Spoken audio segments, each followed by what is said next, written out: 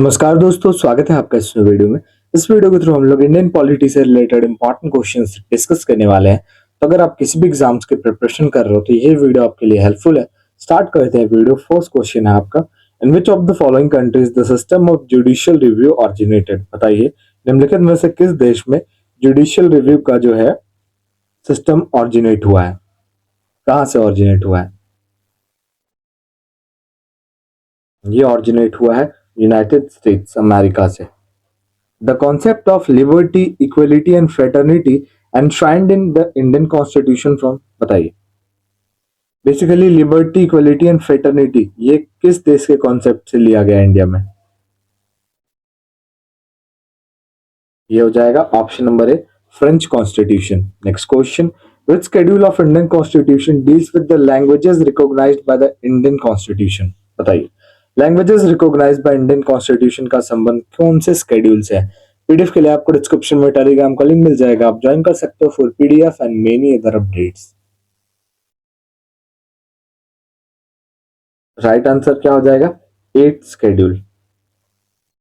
Next question आपका, in which part of Indian constitution is the provision for the union public service commission? UPSC जो होता है इससे related provision कौन से पार्ट में है? बात करें आर्टिकल की तो आर्टिकल आपका हो जाएगा 315 से लेकर 323 तक। ये आपका संबंधित है किससे? यूपीएससी से। वहीं पे अगर पार्ट्स की बात करें तो पार्ट ऑप्शन नंबर डी 14 और आर्टिकल 315 टू 323। अगला question, in which part of Indian constitution and the provision for the federal executive related? बताइए फेडरल एग्जीक्यूटिव से प्रोविजन जो है ये कौन से पार्ट से संबंधित है? ये आपका है संबंधित पार्ट 5 में। The establishment and constitution of supreme court is related to which article of Indian constitution? बताइए एस्टेब्लिशमेंट जो है सुप्रीम कोर्ट का, इसका संबंध किस आर्टिकल से है? Article 124। Next question, fourth schedule of Indian constitution deals with, बताइए चौथी अनुसूची जो है संविधान की, इसका संबंध किससे है?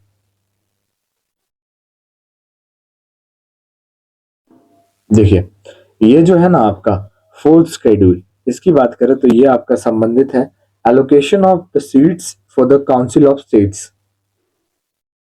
Under the constitution of India economic planning is a subject. बताइए इकोनॉमिक प्लानिंग जो है ये बेसिकली कौन सी लिस्ट के अंतर्गत आता है, ये आपको बताना है। ये आता है option number B, concurrent list में। Education which was initially state subject was transfer to the concurrent list by, बताइए एजुकेशन जो कि एक स्टेट सब्जेक्ट था इसको ट्रांसफर कर दिया गया कंकरेंट लिस्ट में, कौन से अमेंडमेंट के तहत?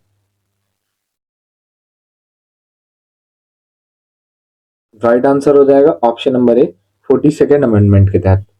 Next question, the anti defection law is mentioned in which schedule of Indian constitution? बताइए एंटी डिफेक्शन लॉ कौन से शेड्यूल में मेंशन्ड है?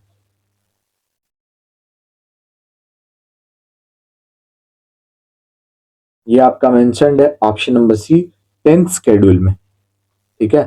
Next question, the constitution of India declares India as, बताइए हमारा जो संविधान है ये क्या डिक्लेयर करता है? A federation, a confederation, a voluntary federation या फिर यूनियन ऑफ स्टेट्स?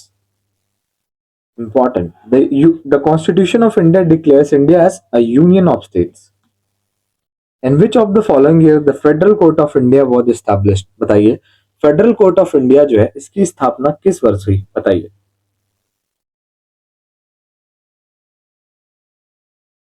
देखिए फेडरल कोर्ट ऑफ इंडिया जो है इसकी स्थापना कब हुई? 1937। और मंथ की बात करें तो अक्टूबर, अक्टूबर 1937।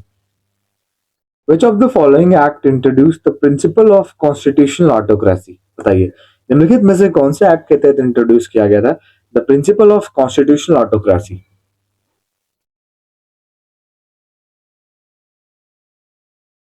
Government of India act 1935। ठीक है।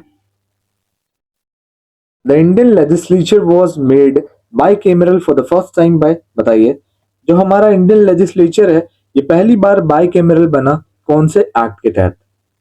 और लास्ट में आप अपना स्कोर भी शेयर कर देना कि 20 में से आपके कितने क्वेश्चंस करेक्ट हुए। Government of India act 1990, which part of the Indian constitution describe Indian sorry फिर से क्वेश्चन देखते हैं। Which part of the Indian constitution is described as the Magna Carta of India? बताइए कौन सा पार्ट जो है हमारे संविधान का जिसको डिस्क्राइब किया जाता है मैग्ना कार्टा ऑफ इंडिया? ये हो जाएगा part third. The concept of federation with a strong centre in India was borrowed from the constitution of, बताइए किस देश से ये बोरो किया गया है? Federation with a strong centre, option A Canada. Which of the following is the highest law officer in India? बताइए निम्नलिखित में से कौन इंडिया के हाईएस्ट लॉ ऑफिसर होते हैं?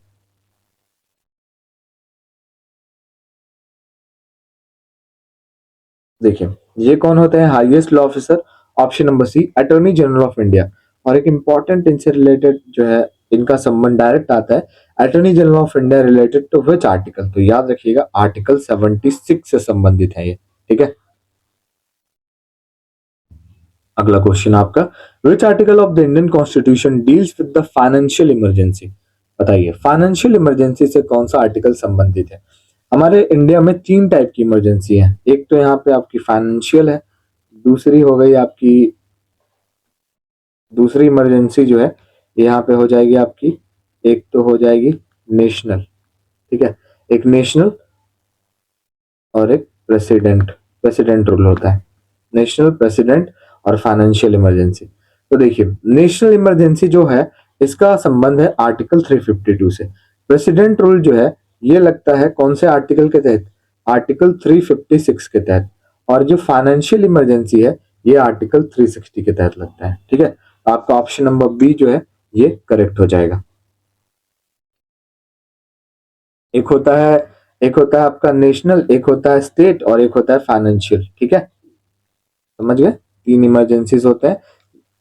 चलिए, the method of election of president of India is taken from the constitution of, बताइए जो प्रेसिडेंट की जो इलेक्शन होती है ना इंडिया में, तो बेसिकली ये जो प्रावधान है ये किस देश से बोरो किया गया है?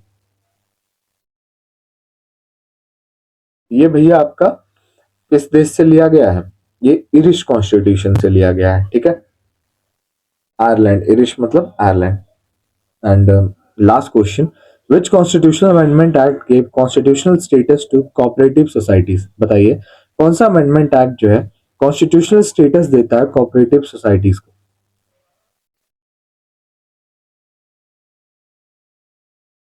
97th अमेंडमेंट, ठीक है।